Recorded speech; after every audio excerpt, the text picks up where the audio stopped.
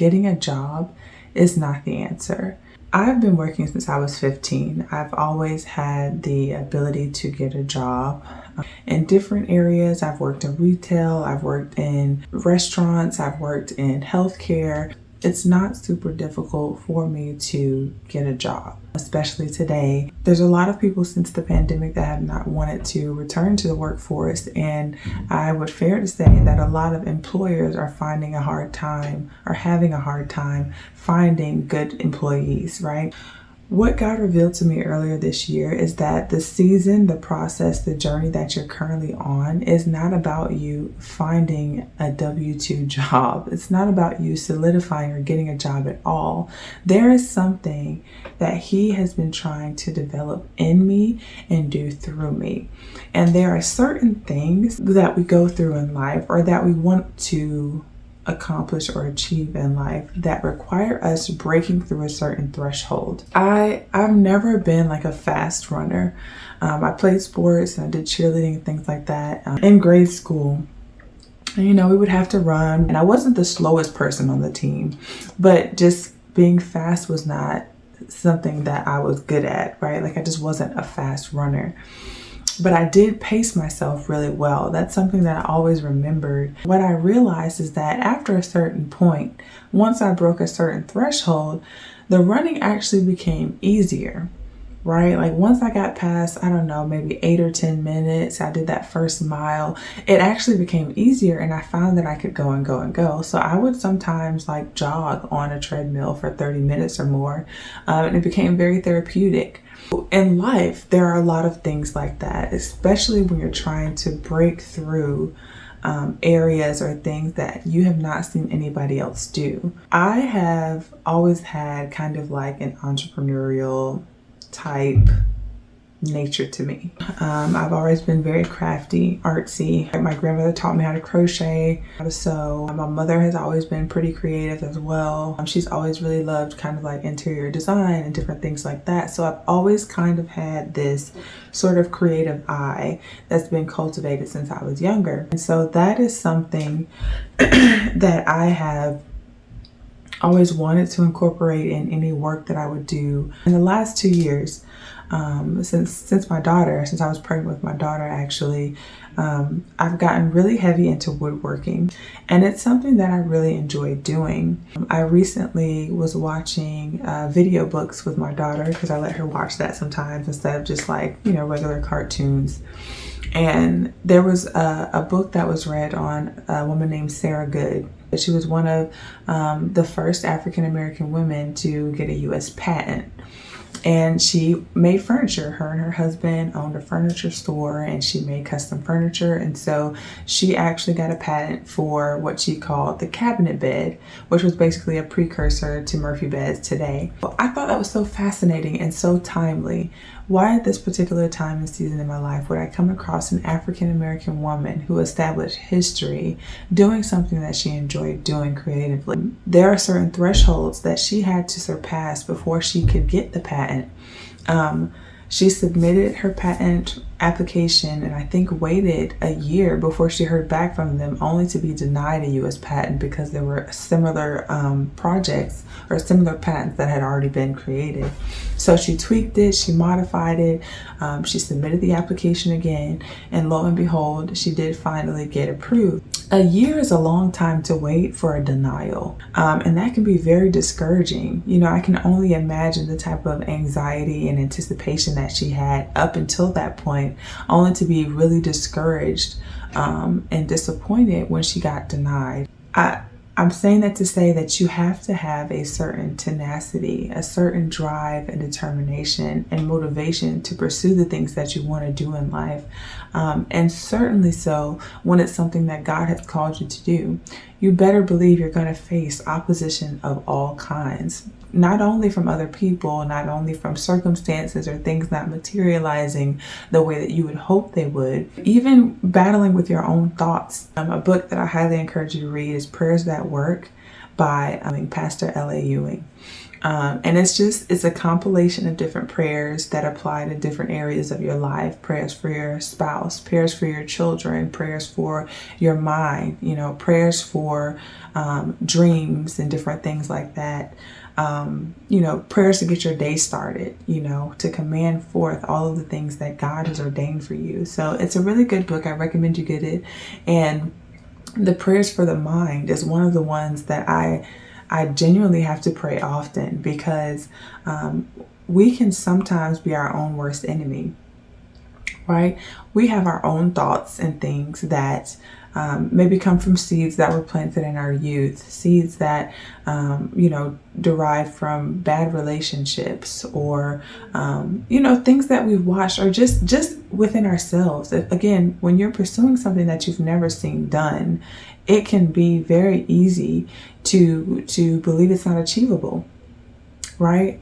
Which is why it's so important to really study the Word of God and know what He says about you. It's believing in God to will and act and move in and through you. As someone who wants to be in alignment with the will of God for my life, then it's important to have that belief. And that's often what the enemy tries to attack. Myron Golden was doing a study on that verse, now faith is the substance of things hoped for, the evidence of things not seen. He was saying that your foundation has to be faith on which you're standing, so that things can come to be, right? And he broke it down obviously a lot better than that. I'm just trying to kind of paraphrase and give you an idea of what he was talking about. But I really loved that, because it's often when we doubt, right, which he says is the opposite of faith. It's often when we doubt or when we lose our faith that things start to fall apart. And the enemy is relentless in trying to discourage you from pursuing the things of God. He really is. And like I said, sometimes he doesn't even have to do anything, because we can be our own worst enemy. I started this video saying that getting a job is not the problem, right? Now, obviously we all have basic needs. So I'm not, and I have a daughter, so I'm not by any means, telling you to neglect your financial obligations and responsibilities. That's not my heart behind saying that. I'm not encouraging laziness by any means. But what I am saying is that you will never know your true potential, the true possibilities that are available for you. One, if you don't have faith to envision and to see it. And two, if you continue to go back to what's comfortable, to what you know, as opposed to pushing through the barrier to get to the other side. I totaled my car in January. I got hit actually and had my car totaled. I started going through a settlement with the lawyer, because the check that the insurance company provided was hardly sufficient to get another car. Fortunately, it was at the top of the year. We had income taxes, refunds, and things of that nature. So that did hold me for a while. I underwent several months of physical therapy and chiropractic treatments. I still now have occasional pain. The settlement still has not been resolved. So for a period of the year, I did go back to work. I was working remote, actually, fortunately. And I was able to, continue to provide for my daughter and I. I did end up leaving the company after a short time. It just wasn't a good fit for me, but it did suffice for the time that I had it. I still do have side hustles that I'm able to do. So those are some things that I can use also to supplement. But now we're at the end of the year. All of our needs have been met up to this point. What I have come to, and I love this because, Stephanie Ike-Okafor, if I'm saying that right. I love her. She's a great speaker. And one of the things that she posed, a question that she posed in the message that she did, one of the messages she did recently, was, what is the fruit of decisions you have made in your life? She did, she said this year, but then, generalized it to your life. But I love that question because it really did make me look back at the year and sit with the decisions I've made and the things that have come out of it. And when I tell you that there has been a resilience and a perseverance, a a drive and a passion to bring something to fruition, to create, to make. I've established so many things within my own personal brand, so many spiritual revelations. I gained my holy language. I've never spoken in a holy language this year. I've adopted the spiritual disciplines of fasting and prayer, which are essential to the Christian life. But prior to this year, I just did not prioritize it in my own spiritual journey, my relationship, my walk of faith. And so that has been something that I have gained this year. Spiritual warfare is a very real thing, and I have always known that to be true as far as the concept of spiritual warfare. I have endured spiritual warfare previously, but I did not have the right tools to fight. The spiritual revelations that I've gotten this year alone have been more than anything I have ever uncovered in my spiritual walk. It just could not be more true. I remember when I rededicated my life to God and I began reading the Bible again, because I grew up in the church. But in 2016, late 2015, start of 2016, I rededicated my life to God. And at that time, I just had a zeal, just like a hunger. I was excited about God and the things of God. And so I began reading the Bible, and I read through the entire New Testament, and I would have such, intimate moments with God where I was crying, boohoo crying and praying and all the things. But it was very much like a high. I felt like all of my moments with God, I would go to church, and during worship, I would just be so immersed in. It was very emotive, my relationship with God, I'd say, for the first 2 years. And then, for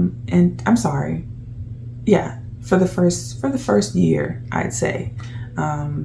In 2016, I got an opportunity to go on a missions trip with other people. I really had a moment of breaking down on that tour because I could not believe that God had called me to do something like this. And we were just speaking to the youth across the country about our different challenges and things that we had experienced. I literally broke down. It was a really, really tough time for me.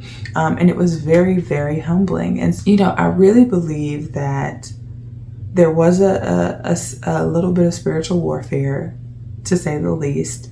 But I also believe that God was beginning to kill things in me that just did not align with his character and who he is. To die is gain, and to live is Christ, right? As Paul said. In fact, Proverbs says pride comes before the fall, right? So it's just not in alignment with the character of God, right? He exalts the humble, right? So I was definitely humbled, to say the least. And I believe that was the start to kind of understanding what a relationship with the Lord really looks like. Since then, I have been through my share of ups and downs. And I have become shockingly aware of some of the tactics of the enemy. Shocking because it was just new to me. Like I said, I grew up in church and I started to read my Bible. And so you start learning things about the enemy. Of course, he comes to kill, steal, and destroy, right? Those are things that I had always read. But I guess in my mind, I just did not fathom how incredibly conniving and just hateful he actually is, especially as it relates to God and his people. I read my Bible in a different way now because I'm reading it for strategies, and not just for warfare strategies. I'm reading it for business strategies. I'm reading it for financial prosperity. I mean, there's so many things that I have had to unlearn and now learn in the proper role and place and space and authority that it should be in. So like I said, it's been a revelatory year for me, to say the least. I've gotten to see that God will provide. God will provide. Not always when we want him to. It's not about the timing, although there is an appointed time for everything, oftentimes God will wait for us to fully trust in Him and believe that He will do what He said He would do in His word or otherwise before He will release the thing that we want. Because at the end of the day, idolatry has to be killed too. And if we idolize things in this life more so than we do the God that provides them, then that's a problem. I really just wanted to share that again for anybody who may be in a similar season to me, who may be facing similar trials and tribulations or adversity in their life. God will provide. Trust Him. Lean into what He is doing in your life in this season. And do not look to your comforts, the things that you tend to rely on, that you know will bring about a certain result, because God is trying to do a new thing. He wants to release it to you. In the spirit realm, it's already been done, but He wants to release it to you. But there are some things that you have to come to terms with. There are some things that you have to die to. There are some things that He needs to give you revelation of before He can release it. And embrace that in this season. Lean into that. Cleave to God. You know, I was reading something in Haggai. It's only 2 chapters, so I would encourage you to read it. But I was reading about Haggai, and basically the prophet Haggai came to the people, the remnant of God that was left. This is after the Babylonian conquest, where they've been freed back to Jerusalem. And God wanted them to build the temple, His temple, to rebuild the temple because it had been destroyed. So they got busy about doing the work, but then they got discouraged, they got sidetracked, and they presumed to just basically building their own homes, establishing their own homes. And they let the work of the temple stay idle for, I think, 2 years or something like that. And so the prophet came to the people, and he tells them basically a word of the Lord. And I'm paraphrasing, I don't remember it all full, but he basically comes to them and gives them a word of the Lord. And the Lord talks about how He has stifled the growth of their harvest. He has stifled the work of their hands because they have let the temple work lay idle. And so, in short, what he was getting at is that you have prioritized the building of your home, the establishing of your home, and let mine lay in ruins, right? So everything that they were doing, the work of their hands, they lacked money, they lacked, food, they lacked manpower. They were lacking because God was telling them to get back to prioritizing His work, right? Seek first the kingdom of God, and all of these things will be added unto you. So we have to prioritize the work of the Lord. The work of the Lord should be first, and He will supply all of our other needs. Okay, I hope this was helpful. Like I said, it was just a word that I had on my heart some time ago, and I just got up the motivation to record it today. So I hope this encourages you. I hope it blesses you. I hope it helps realign some things in your life. I hope it brings about a little bit more encouragement if you are feeling discouraged right now. I hope it revives your faith in a way, and I hope it gets you back on the path that God has ordained for you and doing the work He has called you to for His kingdom. Okay, grace and peace.